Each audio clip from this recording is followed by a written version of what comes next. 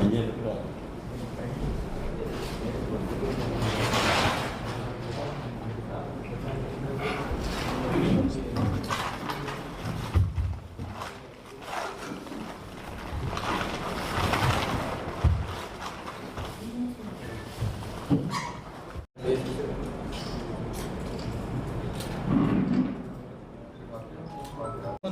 Eluru 3 town police station లిమిట్స్లో ఈ వాహన తనిఖీ నిమిత్తం మేరకు మనం తనిఖీ చేస్తున్నప్పుడు ఈ గంజాయిని స్మగ్లింగ్ చేస్తున్న ఒక గ్యాంగ్ని మనం పట్టుకోవడం జరిగింది.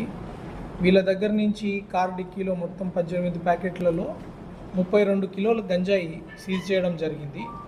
వీళ్ళు చింతపల్లి ప్రాంతానికి చెందిన వాళ్ళు.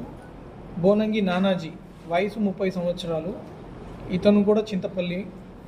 మర్లపూడి దుర్గాప్రసాద్ వయసు 28 సంవత్సరాలు, ఇతంది పాయకరావుపేట నామవరం గ్రామం. మురుకుట్టి ఈశ్వర సాయి సతీష్, ఇతంది కూడా మాకవారిపాలెం మండలం భీమనబోయిన పాలెం. బోనంగి సత్యనారాయణ, ఇతను కూడా 30 సంవత్సరాలు, చింతపల్లి ధోని పొలాల గ్రామం.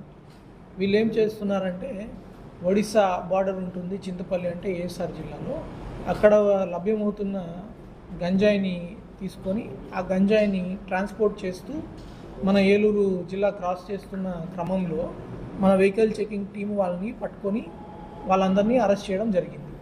వీళ్ళందరి దగ్గర నుంచి మనము ఈ 32 కిలోల గంజాయిని, ఈ ఒక Maruti Baleno car, motorcycle, పైలట్గా వెళ్తున్న మోటార్ సైకిల్ కార్ని కూడా మనం సీజ్ చేయడం జరిగింది. ఓకే, మార్కెట్లో ఒక్కొక్క రేట్ ఉంటుంది డిస్టెన్స్ దాటిన దాన్ని బట్టి. ఒడిశా అట్లాంటి ప్రదేశాల్లో ఇది ఇప్పుడు బాగా లభ్యం బాగా తగ్గింది కాబట్టి అది ఎంతైనా ఉండొచ్చు, 30,000 నుంచి 40,000 అట్లా ఉండొచ్చు.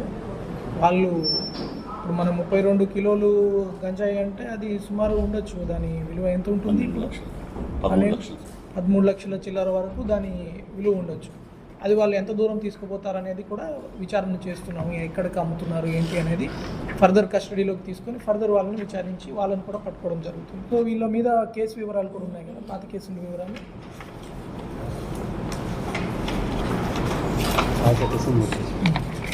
సో దీంట్లో ఈ మురుకుట్టి ఈశ్వర సాయి సతీష్ అనేవాడు ఎంఓ. ఇది పాత వెహికల్స్ తీసుకోవడము, ఆ పాత వెహికల్స్ని గంజాయి ట్రాన్స్పోర్ట్కి వాడడము, ఆర్సీ నెంబర్ మార్చకుండా. దీంట్లో ఒకటి ముఖ్యంగా మనం నేర్చుకోవాల్సింది ఏమంటే, మనం కొనుక్కునే వెహికల్సే కాదు, మనం ఎవరికైనా మన వెహికల్స్ కానీ అమ్ముతుంటే దయచేసి మీరు ఆర్సీ నెంబర్ అతని మీద ట్రాన్స్ఫర్ చేయించుకోండి.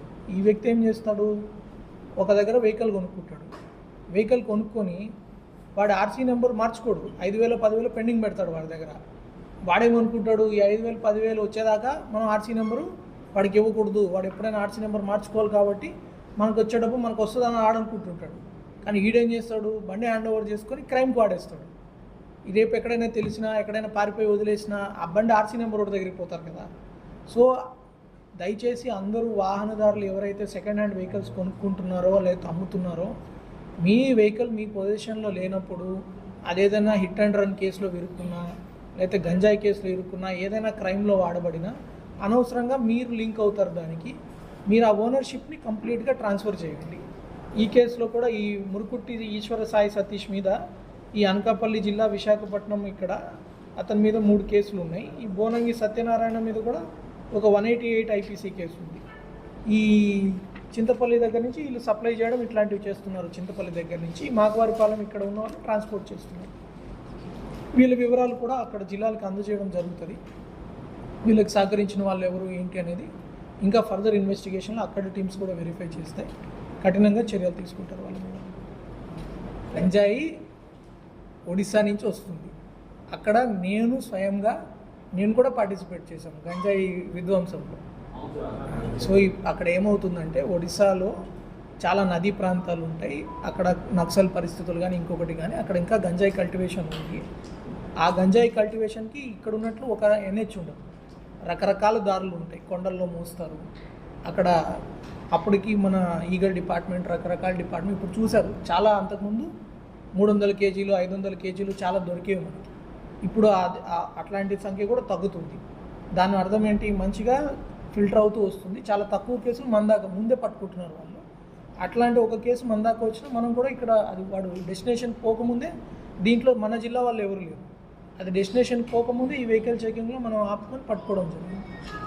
ఇది మంచి వర్క్ చేశారు మన వెహికల్ చెకింగ్ టీము. వాళ్ళు కూడా అలర్ట్గా ఉండడం వల్ల వీళ్ళు దొరికారు.